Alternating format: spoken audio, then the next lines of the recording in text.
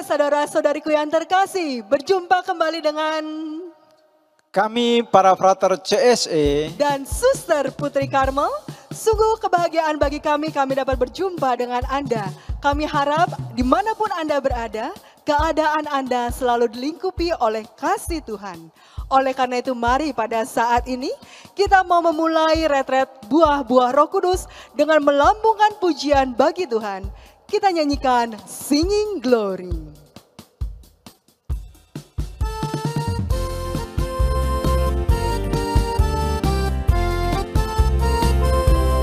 Singing Glory, praise the Lord.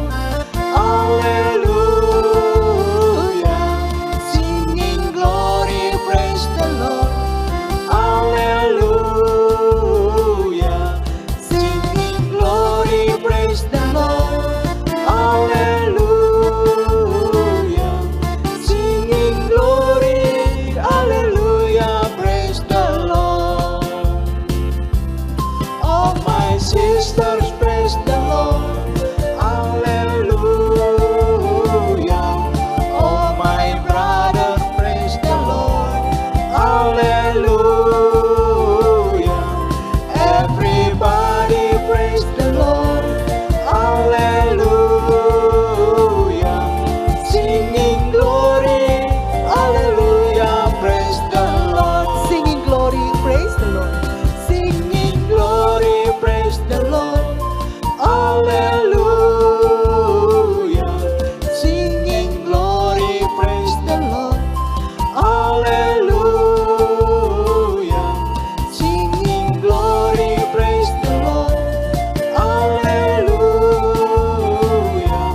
Singing glory, hallelujah, praise the Lord. All my sisters, praise the Lord. Hallelujah. All my brothers, praise the Lord. Hallelujah. Everybody, praise the Lord. Hallelujah. Singing glory, hallelujah, praise the Lord. Singing glory, hallelujah, praise the Lord. Singing glory, hallelujah, praise the Lord. Singing glory, hallelujah, praise the Lord. Singing glory, hallelujah, praise the Lord. Sekali lagi Bapak Ibu Saudara dan Saudariku yang terkasih, selamat sore semuanya.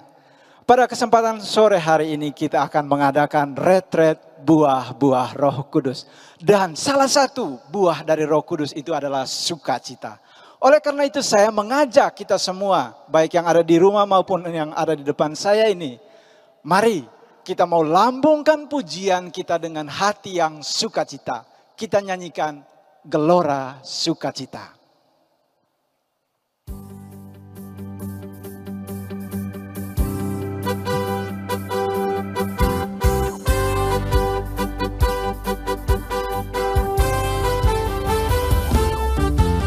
Sukacita bergelora dalam hati ini. Sukacita bergelora dalam jiwa ini. Ku memuji Tuhan, ku menyembah Tuhan, bersyukur padanya bagi Allah yang hidup. Karena anugerahnya, karena perbuatannya, gelora sukacita, oh oh, gelora sukacita, oh oh, di hadapannya. Kasih Yesus indah-indah, oh indah, kasih Yesus indah-indah, oh indah. Lebih indah dari pelangi, lebih indah dari bintang di langit, lebih indah dari bunga di taman, oh Yesusku. Lebih indah dari pelangi, lebih indah dari bintang di langit, lebih indah dari bunga di taman, oh Yesusku. Sukacita sukacita bergelora dalam hati ini. Sukacita bergelora dalam jiwa ini. Ku memuji Tuhan, ku menyembah Tuhan, bersyukur padanya bagi Allah yang hidup. Karena anugerahnya, karena perbuatannya, gelora sukacita, oh oh, gelora sukacita, oh oh, di hadapannya. Kasih Yesus indah-indah, oh indah, kasih Yesus indah-indah, oh indah. Lebih indah dari pelangi, lebih indah dari bintang di langit, lebih indah dari bunga di taman, oh Yesusku. Lebih indah dari pelangi, lebih indah dari bintang di langit, lebih indah dari bunga di taman, oh Yesusku. Kasih Yesus indah-indah, oh indah, kasih Yesus indah-indah, oh indah. Lebih indah dari pelangi, lebih indah dari bintang di langit, lebih indah dari bunga di taman, oh Yesusku.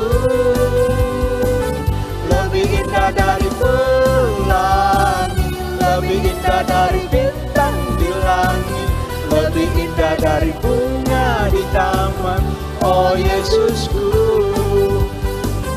Oh Yesusku, oh Yesusku. Sungguh Tuhanlah sumber sukacita di dalam kehidupan kita.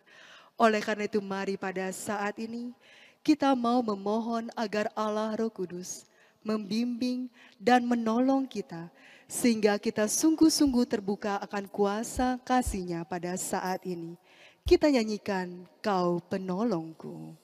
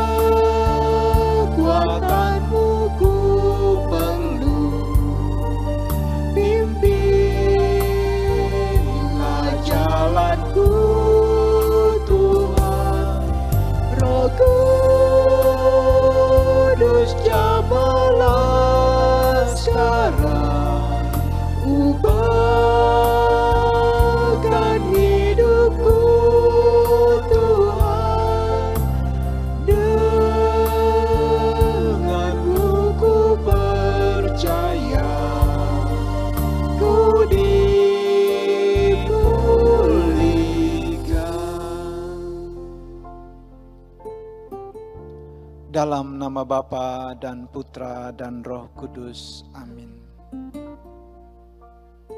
Allah yang Maha Kasih dan Kekal, puji dan syukur kami panjatkan kepadamu, karena Engkaulah Allah kami yang begitu mengasihi dan mencintai kami. Engkau yang selalu mencurahkan rahmat-rahmat-Mu di dalam hati kami, agar kami hidup dalam terang kasih-Mu sendiri. Ya Tuhan, pada kesempatan sore hari ini, kami akan memulai retret kami untuk mengenal buah-buah Roh Kudus-Mu di dalam kehidupan kami. Ya Tuhan, curahkanlah kuasa Roh Kudus-Mu di dalam hati dan pikiran kami. Memimpin kami, membimbing kami untuk mengenal apa yang menjadi kehendak-Mu di dalam kehidupan kami. Dan terlebih khusus ya Tuhan, biarlah Engkau curahkan kuasa Roh Kudus-Mu pula untuk Romo Hieronymus yang pada sore hari ini akan membawakan sesi. Biarlah ya Tuhan, apa yang dia katakan kepada kami itu sesuai dengan kehendak-Mu dan seluruhnya dipimpin oleh kuasa Roh Kudus-Mu. Urapilah kami ya Tuhan, pimpinlah kami, bimbinglah kami dengan kuasa Roh Kudus-Mu. Mari sekali lagi kita nyanyikan, Kau Penolongku.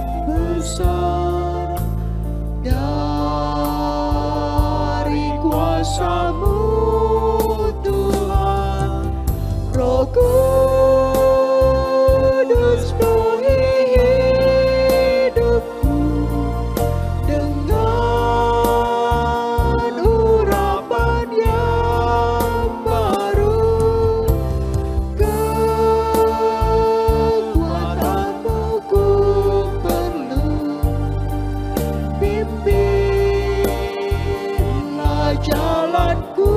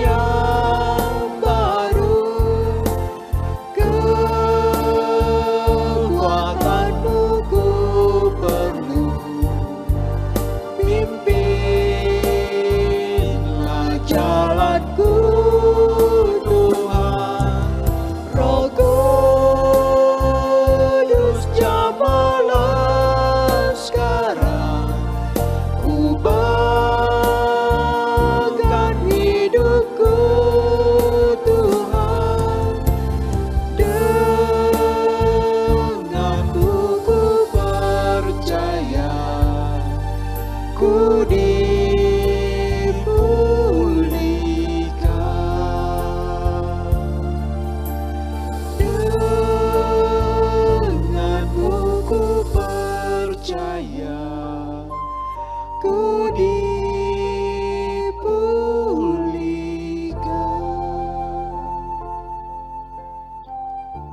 Kemuliaan kepada Bapa dan Putra dan Roh Kudus, seperti pada permulaan, sekarang, selalu, dan sepanjang segala abad. Amin. Dalam nama Bapa dan Putra dan Roh Kudus. Amin.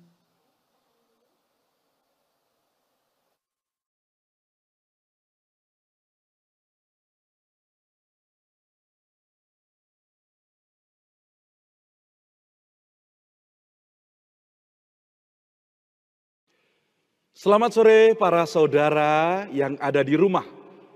Hari ini kita bersama-sama akan memasuki retret buah-buah roh. Pada retret ini kita akan belajar bersama apa saja buah-buah roh itu. Saya akan memberikan sesi pembukaan. Saya akan memberikan panorama secara lengkap namun tidak mendetail apa itu retret buah-buah roh. Mari kita belajar dan berproses bersama pada retret kita kali ini. Para saudara, sama seperti sebuah ranting yang bersatu dengan pokok anggur, demikian pula kita sebagai orang Kristen yang hidup bersama Kristus di dalam sang pokok anggur, kita harus berbuah. Apabila Anda membaca Injil Yohanes pasal 15, di situ Anda harus berbuah para saudara. Kalau tidak berbuah, kita akan dipotong.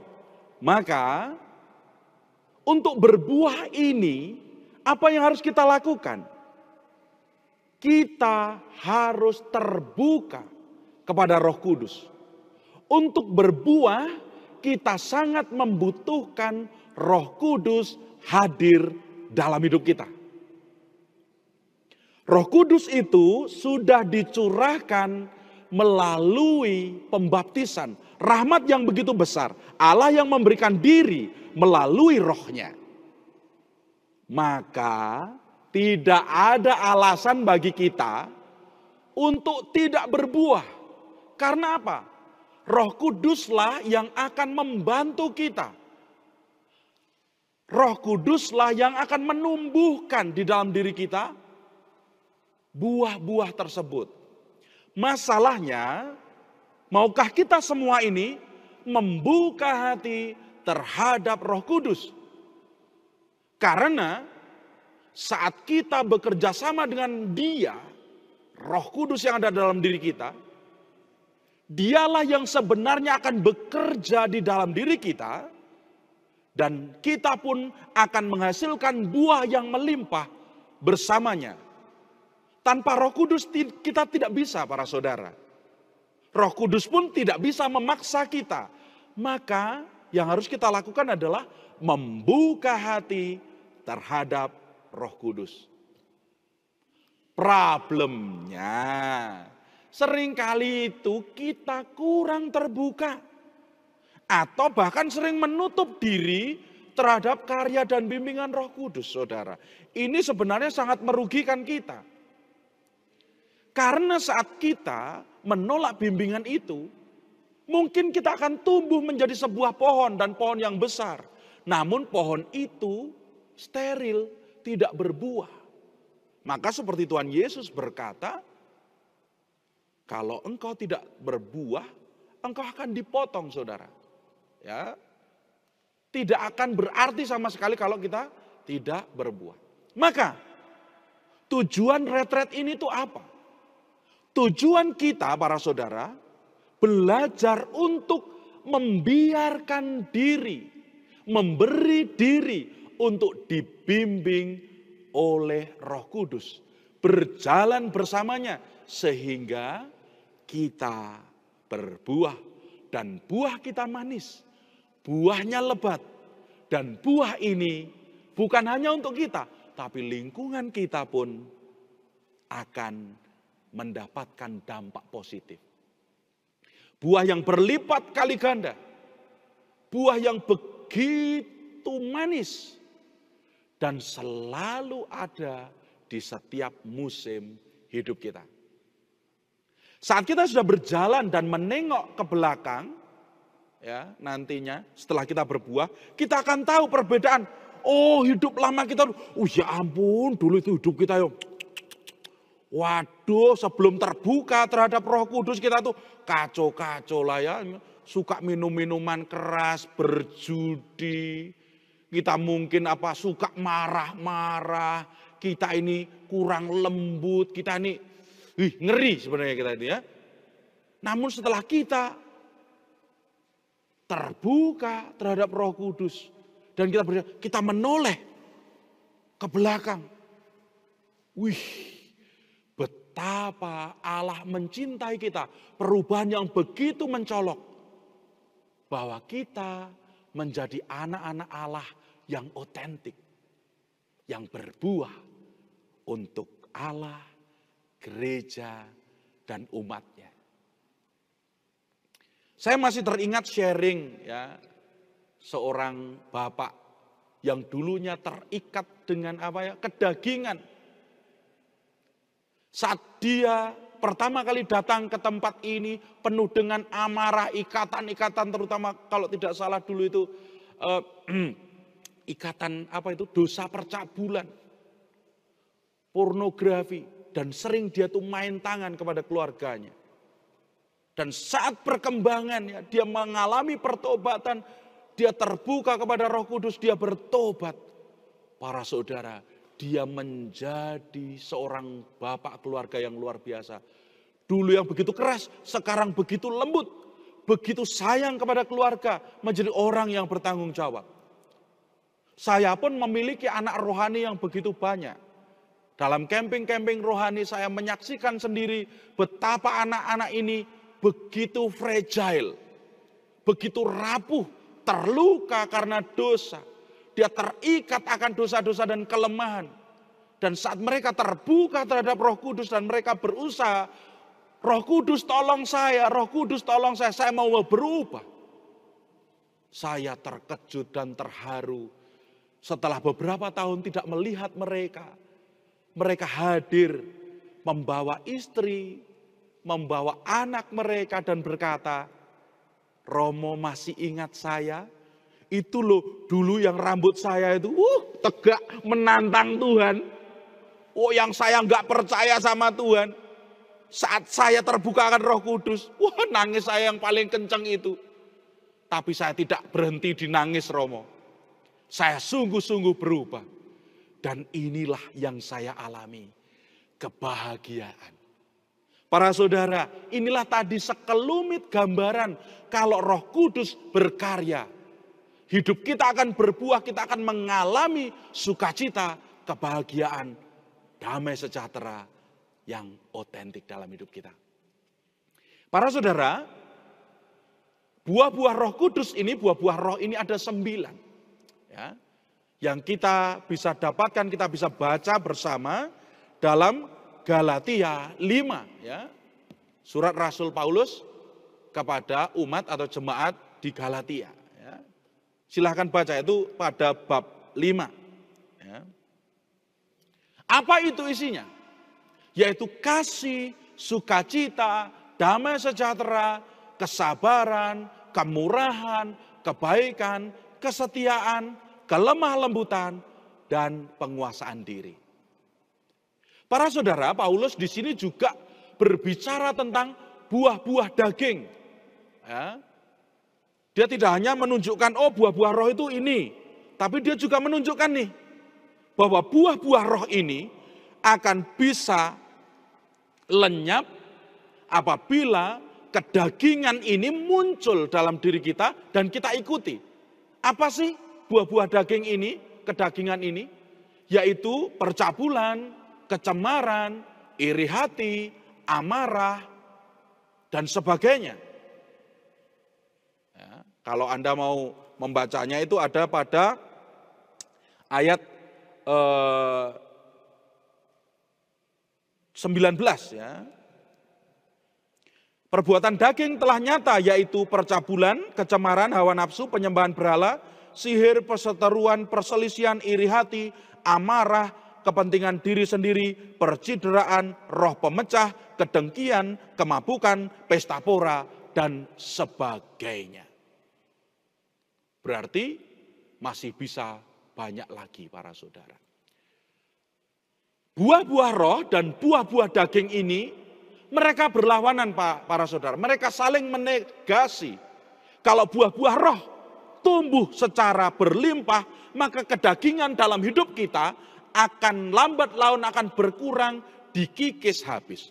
Namun apabila kedagingan yang tumbuh dan menguasai kita, maka buah-buah roh ini akan lenyap dan hidup kita sudah mulai di dunia ini merasakan yang namanya neraka dunia. Intinya, bila kedagingan membesar, maka dorongan roh mengecil. Apabila roh membesar, daya-daya roh, buah-buah roh membesar, maka kedagingan akan mengecil bahkan lenyap. Roh membuat hidup, namun daging membuat mati. Roh dari Allah, namun kedagingan dari hawa nafsu manusia yang ada dalam dirinya. Dan tentu saja ini karena luka masa lalu, ya, yaitu apa? Dosa asal yang membuat manusia memiliki yang namanya konkupisensia, kecenderungan berbuat dosa. Dari situlah tempat masuk hawa nafsu tersebut. Ya. Kalau nafsu saja itu masih baik. Kalau sudah ada hawa ikut-ikut di dematnya, aduh pusing kita ini. Hawanya apa sejuk, oh luar biasa. Hawanya agak sedikit panas ini masih nggak apa-apa. Tapi kalau hawanya hawa nafsu, oh my God, pusing kita semua. Anda pasti mengalami kalau Anda didorong oleh hawa nafsu, bisa migrain saudara ya. Maka para saudara, apa sih syarat untuk berbuah banyak tersebut? Syarat untuk kita dapat berbuah banyak, kita harus menyalipkan kedagingan kita, menyalipkan segala hawa nafsu kita, dan segala keinginannya. Tidak bisa tidak. Artinya apa? Di mana kita menyerahkan diri seutuhnya, tubuh, jiwa, dan roh menjadi milik Kristus seutuhnya. Intinya adalah meninggalkan cara hidup lama dan menempuh cara hidup dalam roh, cara hidup baru, yaitu pertobatan terus menerus. Dari ke-9 buah-buah roh tersebut, berapa sih yang bisa kita miliki? Apakah kita bisa memiliki setiap buah roh tersebut secara lengkap? Saya mau jujur, saya akui. Ya, saya tidak tahu apakah bisa lengkap. Saya rasa enggak bisa, saudara. Mengapa? Kalau kita semua ini bisa lengkap ini, udah enggak perlu perjuangan lagi, udah kita ada di surga. Namun saya rasa bisa beberapa buah roh ini tumbuh dalam diri kita. Kita semua punya bibitnya, para saudara. Karena apa? Saat dibaptis kita dibersihkan, kita menjadi anak-anak Allah, kita menerima rahmat Roh Kudus, saya yakin semua bibitnya ada. Namun talenta yang diberikan kepada kita oleh Tuhan untuk menumbuhkan bibit-bibit buah Roh Kudus ini tergantung pada kita. Seberapa besar kerjasama kita dengan Roh Kudus, sebesar itulah, sebanyak itulah buah-buah roh akan hadir dalam dirimu. Saya memang saya pernah menemukan beberapa orang yang memiliki cukup banyak buah-buah roh ini. Namun juga perjuangannya tidak sedikit, saudara. Ya, silahkan Anda boleh berdoa. Tuhan, saya ingin supaya buah roh ini tumbuh. Maka kalau engkau ingin bibit ini, kok bubut lagi. Terlalu bersemangat, saudara. Kalau Anda ingin bibit ini tumbuh, katakanlah buah kasih ini ya, tumbuh ya, berbuah banyak, maka jangan melakukan apapun yang berlawanan dengan kasih. Kelemah lembutan, jangan melakukan segala sesuatu yang berlawanan dengan kelemah lembutan. Itu bibit sudah ada, maka kita harus apa? menumbuhkannya. Caranya itu melakukan hal-hal yang tidak berlawanan dengan buah-buah roh tersebut, saudara. Ya. Kadangkala dalam diri manusia yang bekerja sama dengan rahmat Roh Kudus akan ada buah-buah roh yang menonjol. Ya, kita akan bisa melihatnya. Nanti dalam sesi-sesi kita bisa mengerti di situ ya. Saya tidak akan bahas secara mendetail di sini nanti. Saya hanya membawakan pengantar panorama secara umum. Nah, para saudara, buah ini tidak bisa hilang. Dari pihak Allah, ya para saudara, dari pihak Allah, buah ini bersifat permanen. Tetapi dari pihak manusia, buah ini bisa tidak permanen, tergantung dengan tanggapanmu, tanggapan kita kepada Roh Kudus. Buah yang kita punya bisa saja lenyap.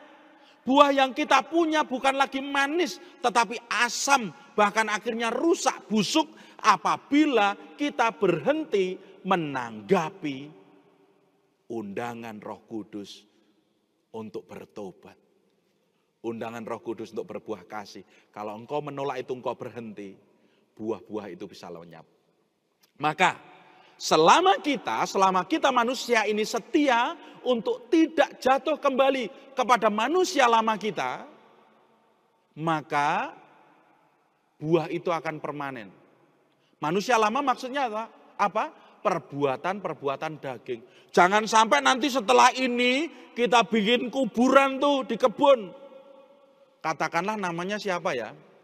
Katakanlah namanya Hieronymus gitu ya, nama saya sendiri.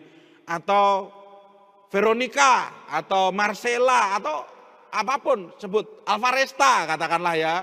Ditulis di situ, makam Veronica. Veronica lama telah mati, puji Tuhan. Tapi jangan sampai 3 hari kemudian bangkit lagi, mati aku. Ya jangan ya.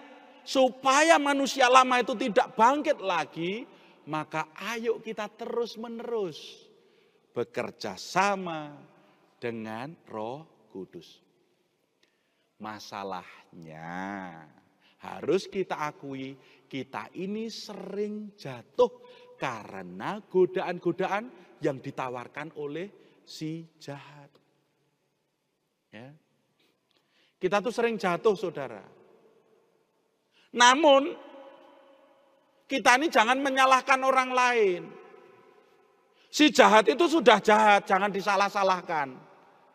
Kenapa? Mereka itu staf marketing, mereka itu tukang menawarkan ya. Tahu kan staf marketing? Pak mau beli ini barang ini, oh ini bagus banget Pak. Oh lihatlah ini ya. Kalau kita tertarik kita membelinya. Ternyata barangnya ini buruk, yang salah siapa? Ya setan cuma menawarkan ya. Saya sering kali guyonan dengan suster-suster ya.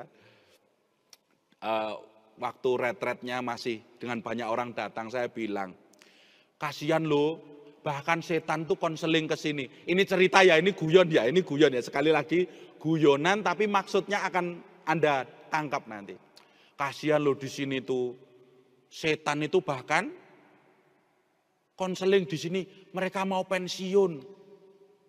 Nah, saya tanya, Tan, kok kamu mau pensiun tuh kenapa? Iya saya ini, aduh gimana ya, saya tuh sudah ini galau, saya krisis identitas. Loh, kok kamu bisa krisis identitas sih, kenapa? Karena itu orang-orang sekarang itu lebih jahat dari saya itu loh. Yang salah sana, saya yang jadi kambing hitam. Yang selingkuh sana yang salah saya katanya. Yang nyuri sana saya yang salah katanya. Yang korupsi sana saya yang salah katanya. Yang ribut-ribut sana saya yang salah. Saya kan cuma staf marketing. Saya cuma menawarkan. Ya situ salah sendiri beli. Kalau situ nggak beli kan nggak kenapa-napa ya. Saudara, sama seperti kita membeli barang dari iklan di TV, iklan dimanapun. Wah cocok nih. Terus kita beli. Ternyata enggak cocok. Itu salah sopo. Salah siapa? Ya memang mereka pasti ada salah karena menawarkan hal yang jahat, hal yang palsu. Tetapi apabila engkau tidak bekerja sama dengan Allah, dengan Roh Kudus dan mendengarkan dorongan Roh Kudus, jangan salahkan mereka, salahkan dirimu karena engkau tidak mendengar Roh Kudus.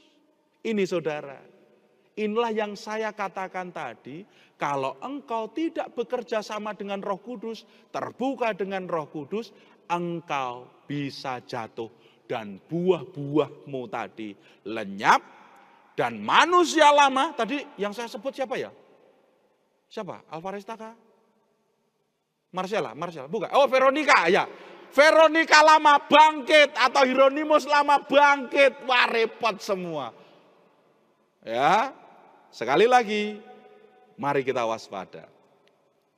Para saudara, saya akan memberikan isi ringkas materi tiap sesi. Ya. Saya tidak memberikan pendalaman. Saya hanya menunjukkan apa sih isi dari buah-buah roh tersebut, tapi hanya ringkas para saudara. Nanti para suster yang akan memberikan pendalaman-pendalaman dalam sesi-sesi mereka. Yang pertama, buah roh yang pertama adalah kasih. Ya. Kasih ini, mengapa yang pertama para saudara? Karena kasih ini berawal dari Yesus. Setiap ajaran Yesus, setiap kehadiran Yesus, selalu berbicara tentang kasih. Bahkan Yesus sendiri adalah sang kasih itu.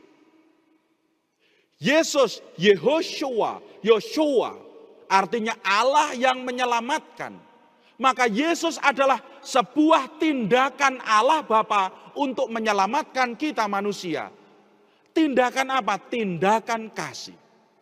Maka kita mendengar Allah adalah kasih. Maka kasih ini tidak lain tidak bukan adalah buah yang begitu penting. Paulus berkata, tidak ada yang lebih besar dari kasih itu sendiri. Kasih ini adalah kasih agape. Kasih yang begitu murni. Unconditional love. Ya. Maaf ya kalau mungkin bahasa Inggris saya nggak terlalu tepat karena maklum lidah sederhana orang Jawa toto ya. Unconditional love. Cinta yang tanpa syarat. Baik kepada Allah dan kepada manusia. Kasih ini bukan perkara ketertarikan antara laki-laki dan perempuan atau perempuan dan laki-laki. Namun kasih ini adalah perkara kehendak dan kemampuan untuk mengasihi Allah dan mengasihi sesama.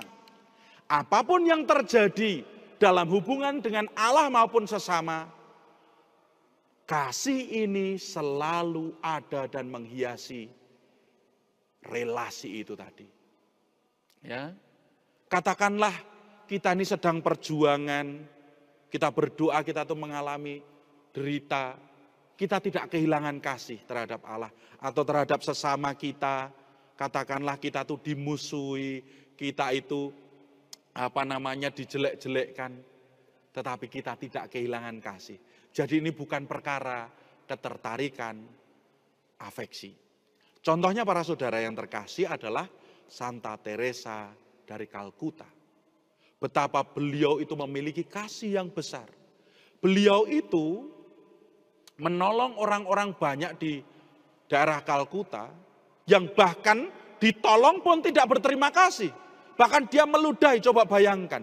Ditolong, dibersihkan, tiba-tiba meludahi Mother Teresa. Tetapi Mother Teresa dengan begitu sabarnya, kasih yang meluap dari dirinya, terus melayani. Bahkan sebelum meninggalnya orang itu bertanya, kenapa engkau begitu mengasihi saya? Saya mati, saya meninggal seperti malaikat. Padahal saya jahat terhadap Anda. Inilah saudara.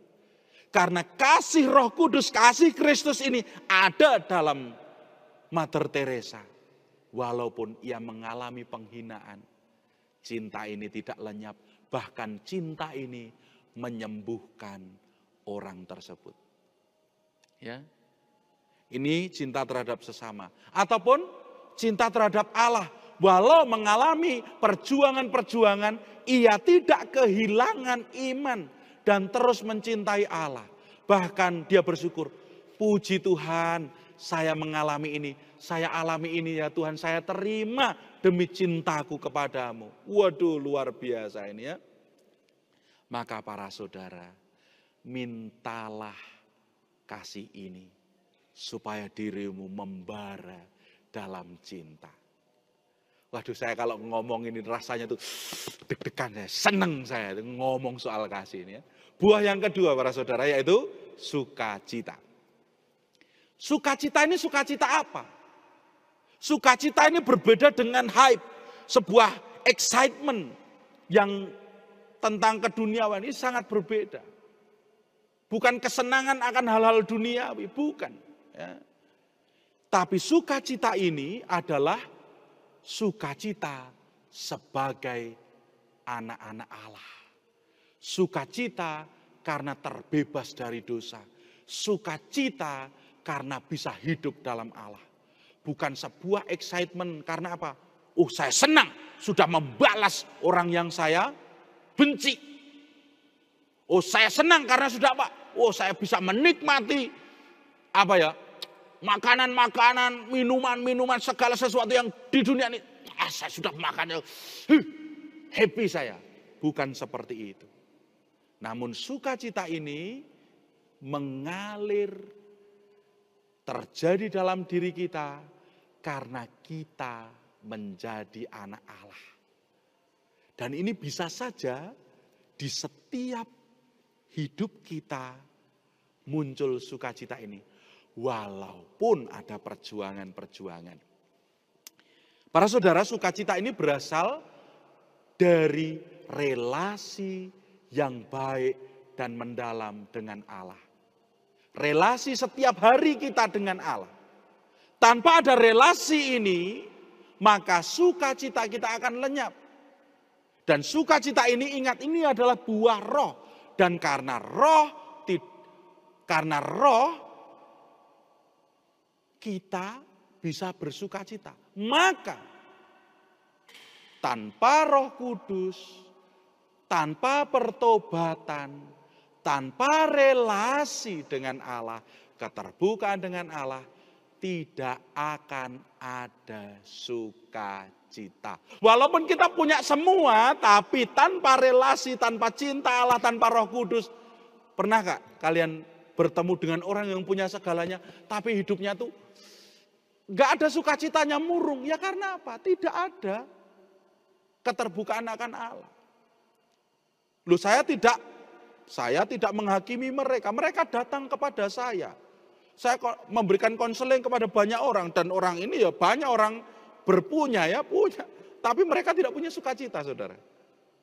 Mereka cerita sendiri, punya semua Romo, punya semua. Makanan tuh enak, makanan di Ngadiresa itu ya ampun Romo, KTP, kerupuk tahu tempe, plus endok, telur. Tapi rasanya kalau saya makan di Ngadiresa itu, oh my God, Wagyu A5 kalah. Daging Kobe out Romo, padahal di sini tuh rawonnya itu rawon manisah, saudara ya. Tapi kenapa? Karena dia di sini mengalami Allah. Dia bisa bersukacita, ngerti itu ya? Ya ini. Dan buah ini bisa permanen atau tidak tergantung Anda, ya. Lawannya adalah dukacita. Dukacita ini biasanya karena dosa. Kalau misalnya kalian punya kasih, mungkin kalian sedih, tapi damai ini enggak hilang, kasih ini enggak hilang, sukacita enggak hilang. Dukacita karena dosa akan menghasilkan kemurungan-kemurungan. Kemudian yang ketiga adalah damai sejahtera. Ya ini apa? Damai sejahtera ini adalah keadaan batin yang memancar keluar dan mengalir dari dalam hidup seseorang yang terbuka kepada Roh Kudus. Ini Lawannya adalah kekhawatiran, ketakutan yang tanpa alasan. Damai ini adalah pemberian Kristus, para saudara. Berbeda dengan damainya dunia. Damai ini mengarahkan kita kepada kehidupan kekal yang akan datang. Dunia hanya mengarahkan kita kepada tujuan-tujuan duniawi yang nantinya kalaupun tercapai seringkali damainya tidak permanen. Namun damai sejahtera ini mengarahkan kepada Allah. Saya tidak berkata orang yang punya uang, orang yang kaya tidak bisa dapat damai. Banyak kok saya punya kenalan orang yang punya, dia mengalami damai karena apa? Karena hartanya adalah Allah. Roh Allah selalu membimbing dia. Maka para saudara, damai ini berbeda dengan apa? Dengan damai apabila, oh saya udah punya uang yang cukup, pendidikan yang tinggi, keberhasilan-keberhasilan. Tanpa roh Allah di dalamnya, tidak akan ada damai sejahtera. Maka para saudara, damai sejahtera berarti berada dalam keadaan tenang, tentram, dan terserap dalam ketenangan itu sendiri. Walaupun secara lahiriah ada kekacauan, ada kerusuhan katakanlah, ada masalah, engkau tidak kehilangan damai ini karena engkau berpegang pada Allah. Orang tua saya, itu orang Jawa, selalu berkata seperti ini. Le yen urip pokoke tibo nangi cekelan Gusti. Nak, kalau engkau hidup, jatuh bangun, berpeganglah pada Allah, maka engkau tidak akan kehilangan damai. Dalam sekali saudara, ya. Ini adalah buah kehadiran Roh Kudus.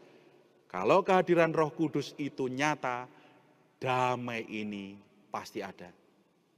Bukan dari pendidikan atau bukan dari emosional seseorang.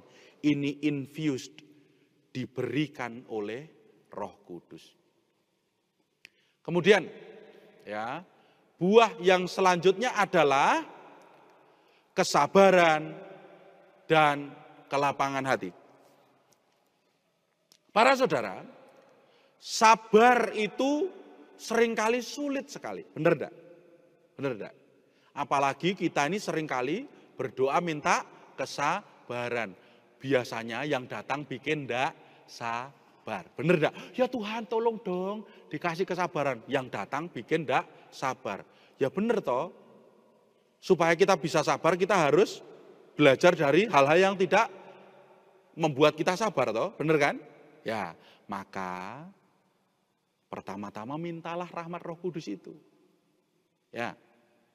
Sabar itu kebajikan untuk dapat bertahan dalam penderitaan hidup yang kita alami.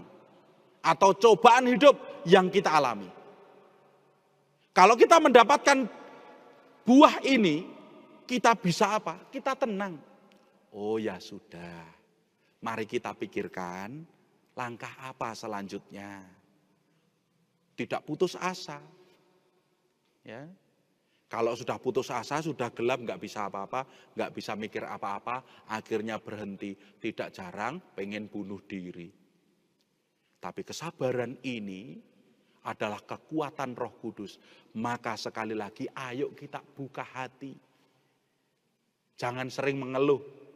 Kesabaran ini membuat orang bersyukur dan tidak mengeluh. Ya.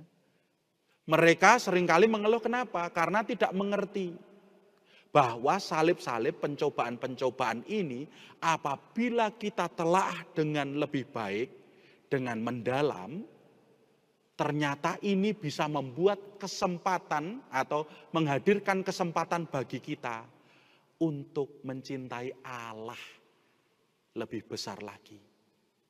Supaya apa? Ternyata apa? Penderitaan itu membuat kita bijaksana dalam hidup ini.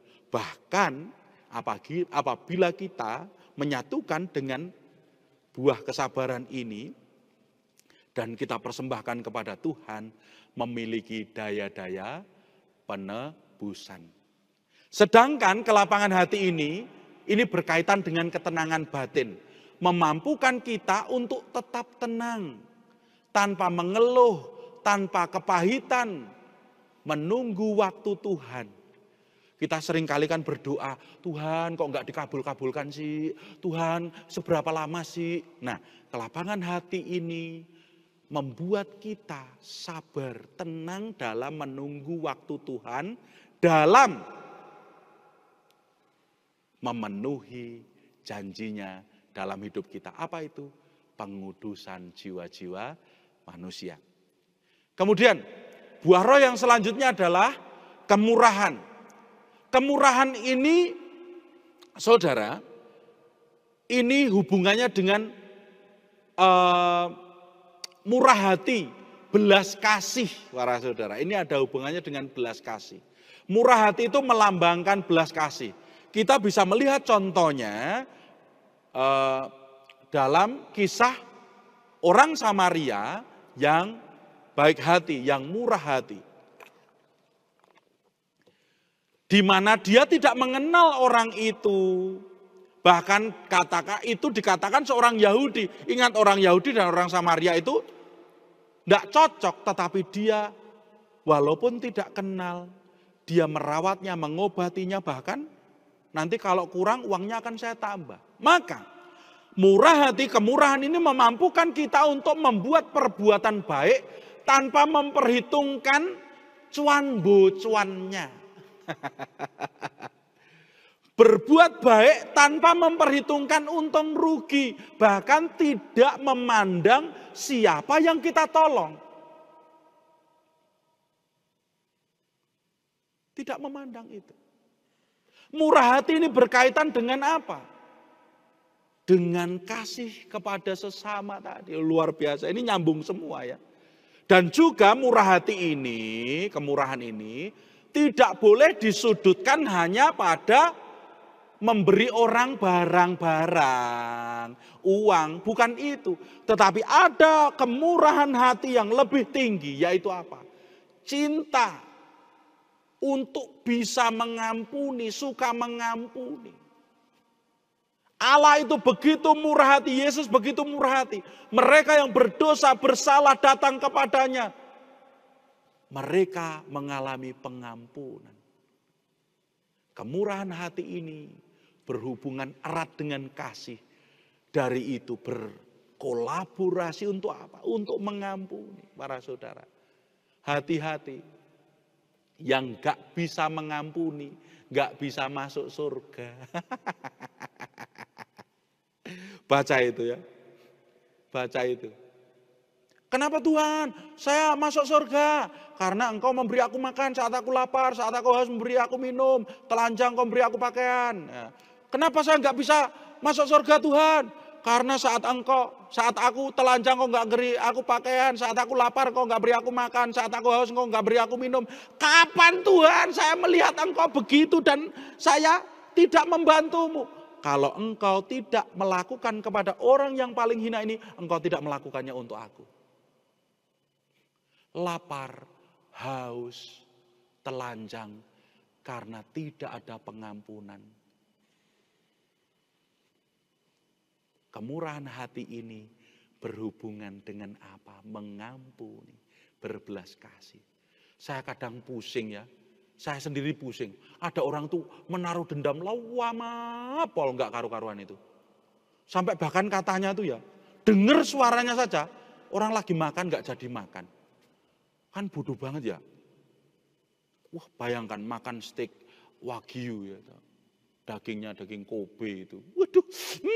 Tapi disebut nama orang yang menyakiti dirinya. Malah jadi ngamuk nggak jadi dimakan. Tetapi padahal orang itu salah itu karena nggak sengaja. Walaupun dia itu makan pecel ya. Rasanya itu wow. Makan sama seperti makan apa? Katakanlah makan salad gitu ya, dengan topping daging itu, padahal cuma pecel. Tapi orang yang murah hati, mengampuni apapun yang ia alami dalam hidupnya itu. Dia akan mengalami kebahagiaan saudara. Ya. Maka Anda pengen mengampuni, Anda perlu buah ini. Untuk perlu buah ini, perlu bertobat, perlu Roh Kudus. Ya. Maka jangan pelit untuk mengampuni dan mengasihi tadi. Ya. Kemudian buah yang keenam adalah kebaikan. Kebaikan ini mirip dengan kemurahan, namun sifatnya lebih umum. Ya, masih ada soal memberi, mengampuni masih. Tapi kebaikan ini sifatnya lebih umum. Kebaikan ini kalau secara konsep ini segala sesuatu yang kita buat atau kita lakukan bertujuan untuk membuat hidup orang menjadi lebih baik. Contoh, katakanlah orang tua kita mendidik, katakanlah dengan disiplin. Kok rasanya keras ya? Tapi ini untuk apa? Untuk menggapai tujuan yang lebih baik. Maka buah keenam ini, buah kebaikan ini tujuannya untuk apa? Untuk mencapai tujuan yang mulia, tujuan yang baik. Dan buah ini berasal dari pohon yang baik. Buah yang baik berasal dari pohon yang baik. Maka apabila engkau tidak memiliki pohon yang baik, engkau tidak akan mendapatkan buah ini. Kebaikan ini tidak ada artinya, tidak ada gunanya apabila hanya berbicara tentang konsep. Kebaikan ini memang dikonsepkan, dipikirkan, namun tidak bisa berhenti di teori. Karena kebaikan adalah sebuah tindakan nyata. Tindakan kerelaan untuk membuat orang lain hidup senang, sukacita, bahagia. Maka ini tadi mirip dengan kemurahan. Seringkali kita ini susah lihat orang senang itu susah. Saya tuh bingung, kenapa ya orang itu kok susah kalau melihat saudaranya senang itu. Saudaranya happy kok kita tuh matanya sakit gitu loh. Iri, dengki kalau orangnya tuh aduh kasihan orang-orang seperti ini. Maka para saudara, nanti akan dijelaskan lebih dalam dan detail dalam sesi-sesinya. Ya. Anda bisa melihat apakah Anda seperti itu. Kalau Anda seperti itu, Anda perlu buah ini. Namun syaratnya terbuka, semakin engkau mudah menerima buah ini. Ya. Membantu orang begitu lepas. Kalau perlu membantu orang, kalau tangan kananmu melakukan kebaikan, tangan kirimu jangan tahu artinya apa. Kalau membantu orang jangan sampai diketahui oleh orang lain. Kalau perlu membantu orang, namun orang yang kita bantu itu enggak tahu. Jos, saudara. Karena apa? Upahmu besar di surga. Karena yang tahu hanya Tuhan. Kemudian buah yang ketujuh buah roh yang ketujuh yaitu kesetiaan. Kesetiaan itu menunjuk pada arti bisa dipercaya, dapat diandalkan, teguh, sejati, tulen, stabil. Ya, lawannya labil, dusta, dan kesia-siaan. Orang yang setia ini susah para saudara. Susah. Maksudnya susah itu apa ya? Sudah jarang kita temui. Walaupun ya tetap ada. Jumlahnya juga tidak sedikit. Orang yang setia itu ya. Coba lihat di infotainment, di YouTube, apa berita-berita. Ya ampun. Baru menikah, bercerai, sahabat, gontok-gontokan. Kita ini Harusnya sama seperti teman saya bilang, ale rasa, beta rasa, apa yang Anda rasa, saya rasa. Itu luar biasa, ini kesetiaan. Namun kesetiaan itu sekarang ini langka, mahal harganya. Maka ayo kita minta sama Tuhan, terbuka sama Tuhan. Ini apa? Orang yang setia ini sangat bisa diandalkan. Orang yang menaruh harapan pada orang seperti ini tidak akan dikecewakan. Kesetiaan ini biasanya dihubungkan dengan janji, saudara. Sama seperti Allah setia terhadap janji-janjinya kepada apa? Abraham, Ishak, dan Yakub. Kesetiaan ini terus-menerus ditunjukkan oleh Allah. Maka kita pun harus berusaha untuk setia kepada Allah. Dengan cara apa? Setia dalam panggilan hidup kita, saudara. Kalau Anda seorang suami atau istri, setialah dengan pasanganmu. Setialah. Setia itu juga ditunjukkan dalam perbuatan-perbuatan. Setialah dalam pekerjaan-pekerjaanmu. Setialah dalam apa yang engkau lakukan. Maka saat engkau setia, mulai dari hal-hal kecil, akan membuat engkau bisa setia terhadap hal-hal yang besar. Dalam pekerjaan. Saya pernah nemu. Orang ini sebenarnya ability-nya bagus. Dia bisa melakukan pekerjaan-pekerjaan yang bagus. Tapi baru jalan sedikit, berhenti, bikin yang lain. Nggak sampai selesai, berhenti, bikin yang lain lagi. Aduh, susah. Ada juga yang lain. Saya punya kenalan. Mau menjalin relasi, mau menikah. Baru menjalin, baru ini ada takut, enggak ini apa segala macam. Berhenti lagi, ganti lagi. Akhirnya apa? Dia susah, dia tidak bahagia hidupnya. Maka saudara, kesetiaan itu dirajut. Dan Roh Kudus akan memberikan kekuatan kepada Anda untuk merajut kesetiaan itu. Mulai dari perkara-perkara kecil, maka perkara-perkara besar pun akan Anda bisa rajut pula kesetiaan di situ. Perlu latihan terus-menerus dan keterbukaan terhadap Roh Allah. Ya, ini yang diajarkan oleh Yesus. Kemudian kelemah lembutan, ini buah yang ke-8. Dalam kelemah lembutan ini, buah ini membuat seseorang itu lembut hati dan akan memelihara keseimbangan dalam nafsunya dan wataknya. Dia benar-benar seimbang. Dia tidak mudah digoyahkan. Mungkin dia bisa marah, namun tidak sampai kepada kemarahan yang membuat dia berdosa. Mungkin dia mengalami penderitaan, mengalami ketidakadilan, namun tidak terpancing pada balas dendam. Kelemah lembutan membuat dia seperti hidup seperti Allah. Ya. Karena apa? Kelemah lembutan itu sebenarnya adalah keperkasaan, kekuatan. Maka kelemah lembutan itu adalah sebuah sebutan yang paling halus, paling indah dari kekuatan. Untuk bisa lemah lembut tidak akan mungkin bisa engkau lakukan tanpa power yang besar. Katakanlah anakmu terjatuh dalam dosa. Anakmu itu sudah begitu kasihan. Engkau bisa saja marah, maki, memukul dia. Namun anakmu akan mati.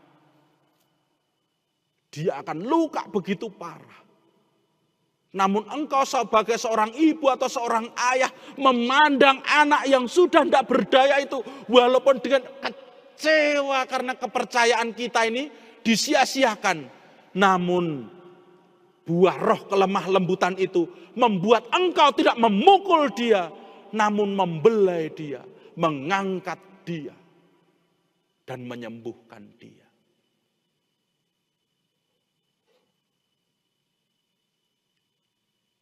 Pernah ada seorang anak yang seperti ini datang kepada saya.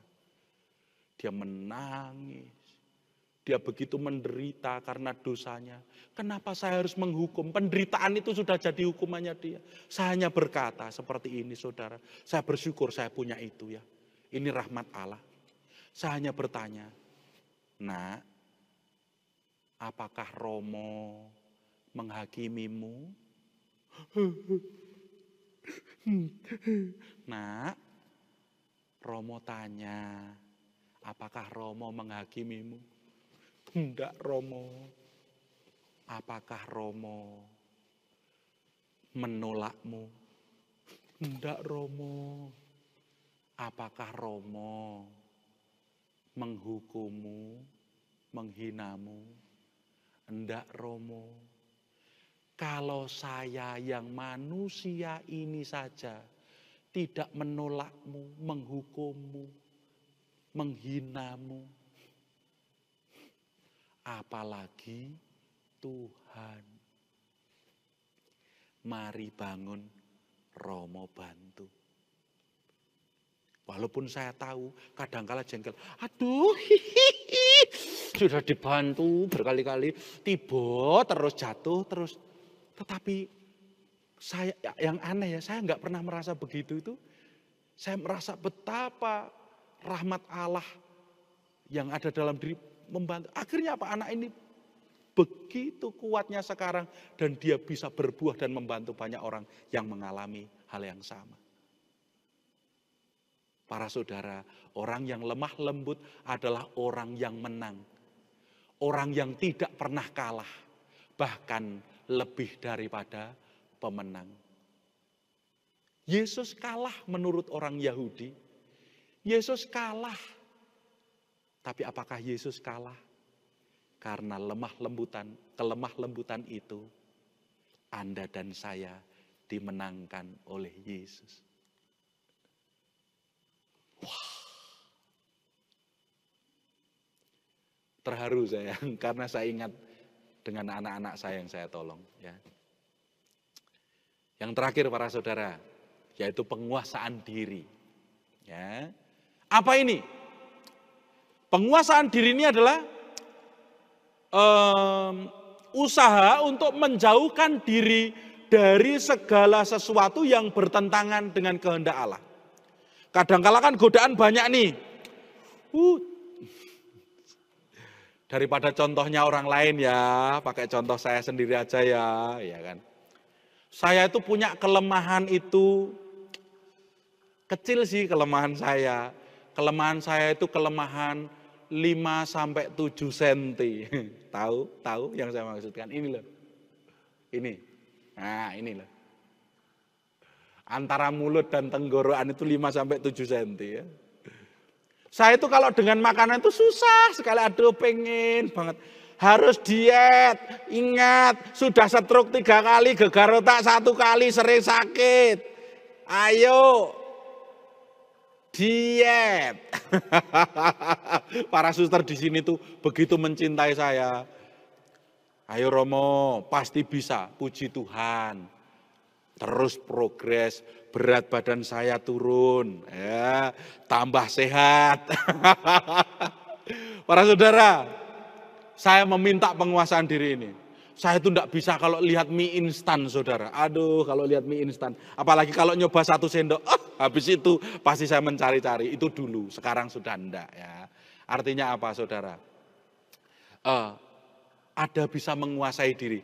Ini tadi contoh hal-hal yang begitu lahiriah. Namun penguasaan diri ini juga bisa untuk hal-hal rohani.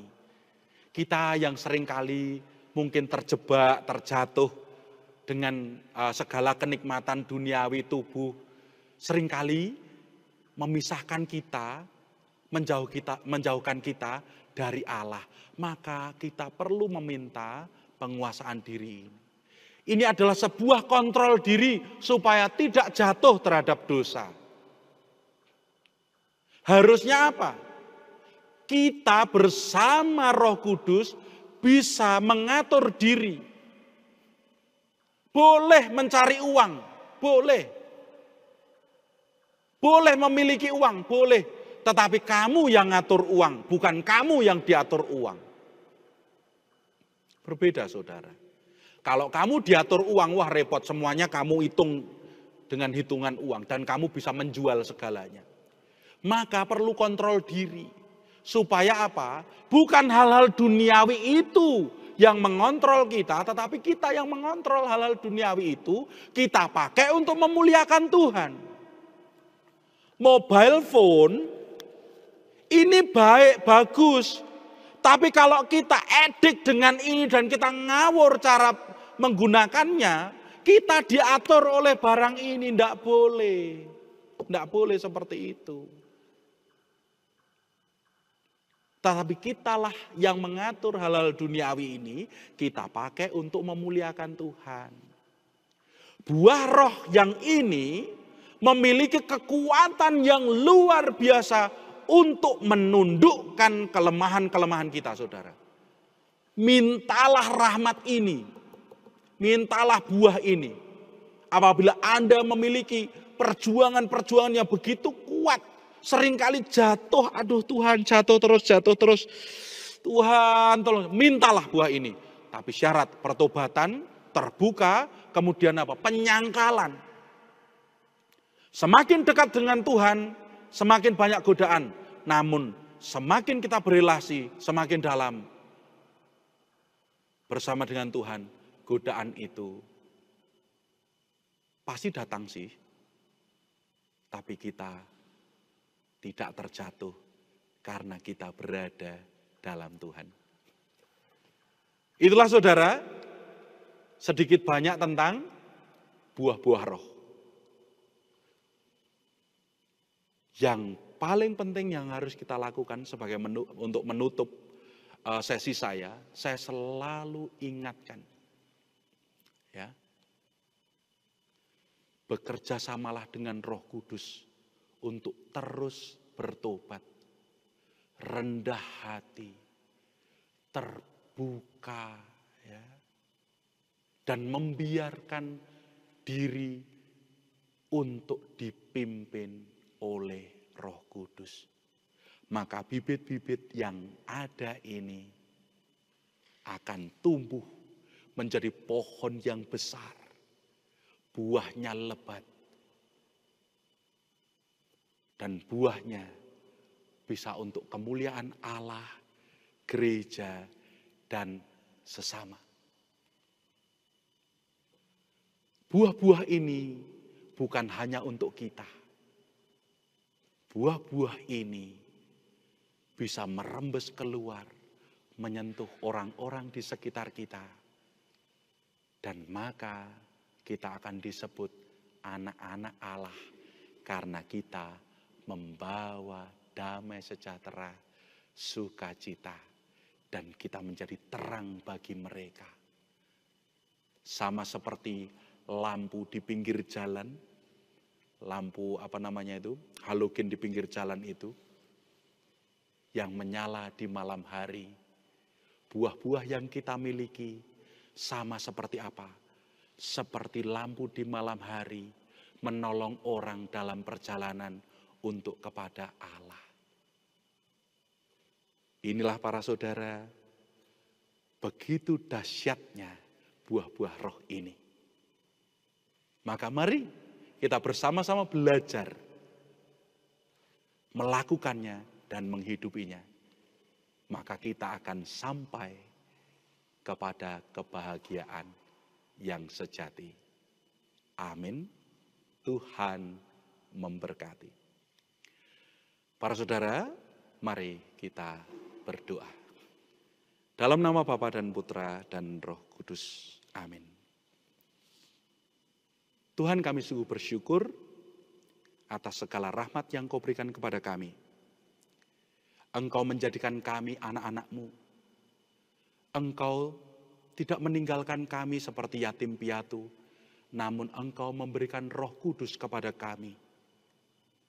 Sehingga kami memiliki bibit buah-buah roh. Tolonglah kami ya Tuhan, supaya kami tetap rendah hati, setia, dan terus-menerus berpegang pada Roh Kudus. Terbuka, membiarkan diri untuk dipimpin oleh Roh Kudus-Mu. Sehingga buah-buah ini, bibit-bibit ini tumbuh menjadi pohon yang besar, berbuah banyak untuk kebahagiaan kami, kebahagiaan sesama, dan untuk memuliakan Engkau. Tanpamu Tuhan, kami tidak akan mampu berbuat apa-apa. Maka tolonglah kami, terutama para saudara kami,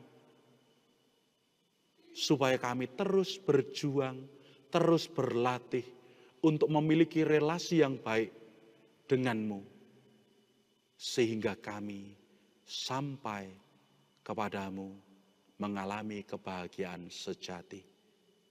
Semuanya ini kami tunjukkan kepadamu, sebab Engkaulah Tuhan dan pengantara kami. Amin. Dalam nama Bapa dan Putra dan Roh Kudus. Amin.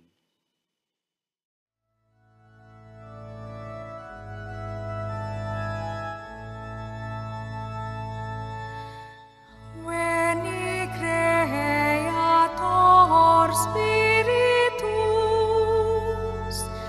mentes tuorum visita, implesu perna gratia,